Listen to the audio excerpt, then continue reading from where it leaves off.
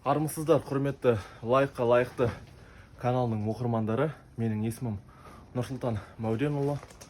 Бүгін біз жылыжайдамыз.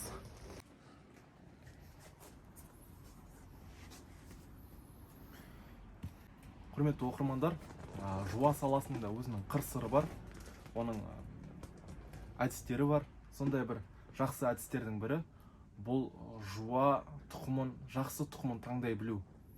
Енді бізде Қазақстанда өкінішке орай бұл жуа саласы қатты дамымаған салалардың бірі көкжуа өнімі. Бізде көкжуа өнімін алу үшін тұқымдар аз және табу да қиын. Енді мына жерде бізде қазір егулі тұрған бұл манас тұқымы. Бұл кәдімгі күнделікті біздің ас үйде қолданатын жуа. Бұл негізінен көкжуа өніміне арналмаған. Енді қазақстандық Қаратал деген тұқым сорты бар. Бұл сорт осы көкжуаға арналған және бұның пайыздық көрсеткіші 100-ге 30, 100-ге 28 сондайдан келеді. Яғни 1 тоннадан сізге 280-300 килограмм таза көкжуа береді деген тұқым. Бұл қазақстандық. Одан кейін бізде голландиялық тұқымдар бар. Стардаст, Штутгарт деген сияқты. Бұны көбіне Ресей жағы жақсы өсіреді.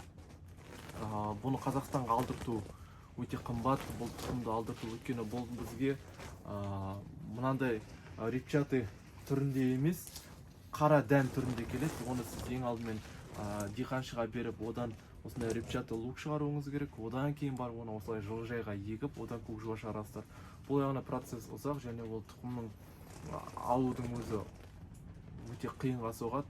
Ал мына Ресейден алдыртатын болсаңыздар, Ресейде енді әртүрлі адамдар бар. Бізде болды сондай жағдай. Біз Ресейге ақшамызды аударып жібердік.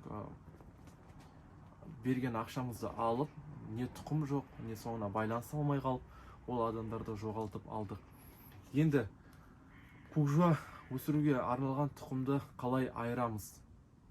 Мысалы, айтады сізге, мынау Стардаст, мынау Штутгарт деп білмейтін адамға кез келген арам пиғылды саудагер өзінің қолында бар затты сатып жіберуі мүмкін. Сіз жуаны алдыңыз, кестіңіз, ішін қарайсыз. Бұның ішінде егер осындай 4 көз болатын болса, бұл көз дегеніміз міне мынау қараңыз, бір тұқымның ішінен 1, 2, 3, 4. Яғни 4 жуа сабағының тұқымы бар деген сөз. Яғни мысалы 4 көзден 4 жуа сабағы шығады. Бір көзден бір жуа сабағы шығады. Кейде болады 6, 8 сондайдан шығатын бар. Жаңа айтып отырмын, голландиялық сорттарда кемі 4-5 болады бұларда. Өйткені олардың пайыздық көрсеткіші 100-ге 50, 100-ге 70 кете береді. Ал жаңағы 100-ге 30 қазақстандық дегеніміз оларда біреуінде 1-ден шығады, біреуінде 2-ден, 3-ден деген сияқты. Яғни көздері аз болады.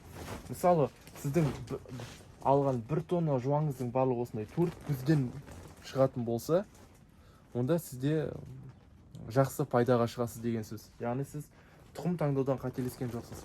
Сондықтан жуа алған кезде ерінбей, мысалы 10 қапшық алайын деп тұрсыз, әр қапшықтан 2-2-ден кесіп, ішіндегі көздерін қарап шығыңыз.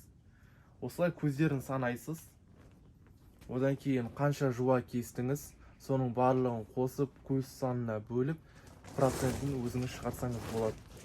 Өйткені фотода саудагерлер барлығын осындай 4-5 көздерін салып қояды, ал барып кесіп қарасаң, біреуінде біреу шығады, екеу шығады, кішкентай болады. Сондықтан жуа таңдаған кезде міндетті түрде осы көзді қарау керек. Құрметті көрермендер, бұл лайыққа лайықты YouTube арнасы өзіміздің кәсібімізді қазақ тілінде жалпақ жұртқа түсіндіру мақсатында ашылған болатын. Біз бұл жерде өзіміздің кәсібімізді сіздерге таныстыру арқылы, сіздерге өз білімдерімізбен бөліскіміз келеді. Сондықтан парақшаға жазылып тіркеліп қойыңыздар, колокольчик басып қойыңыздар. Жаңа видеолар шыққан кезде сіздерге уведомление болып баратын болады. Одан кейін мүмкін араларыңызда жылыжай салғысы келетіндер, немесе достарыңыздың ішінде, тума туыстарыңыздың ішінде жылыжай салғысы келетін жандар болса, осы біздің видеоларымызды WhatsApp чаттарда бөлісіп, біздің каналымыздың одан әрі дамуына үлес қосуға шақырамын. Баршаларыңызға рахмет. Сіздермен бірге болған мен Нұрсұлтан Мөленұлы. Мынау менің Instagram парақшам. Осы жерге жазылып қойыңыздар. Қандай да бір сұрақтарыңыз болатын болса, дайректке жауап беруге әрқашан ашықпын.